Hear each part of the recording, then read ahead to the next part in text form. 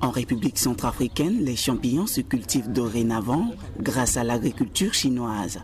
Au quartier d'Amala à Don Bosco, certaines ONG et ou personnes s'intéressent peu à peu à cette culture, à l'exemple de l'ONG Junkao.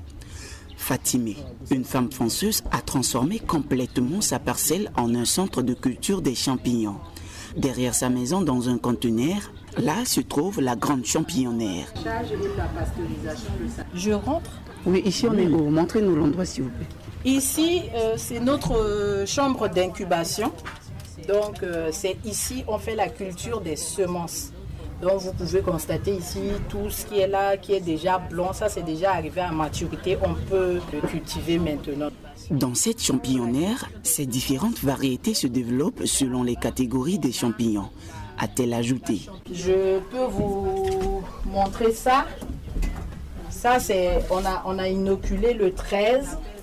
Le 13, quand on fait une inoculation, on met le nom de la variété. Ça, c'est Camel P. C'est une variété qui est venue du Cameroun.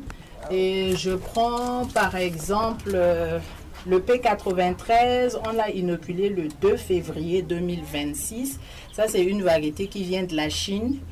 Donc, on a au moins 4 variétés qui viennent de la Chine et on a une variété du Camel P du Cameroun. On a le Ganoderma qui est de Centrafrique. Pour ne pas garder toute cette connaissance pour elle seule, Fatimé a donc décidé de former les gens qui s'y intéressent à cultiver le champignon dans une formation à la 3e séance.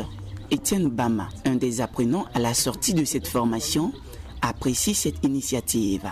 Bon, ce qui m'a motivé, c'est que les champignons peuvent se cultiver dans un espace réduit. Et deuxièmement, c'est des cultures qui se font très facilement, mais il faut apprendre les règles pour être capable de bien produire.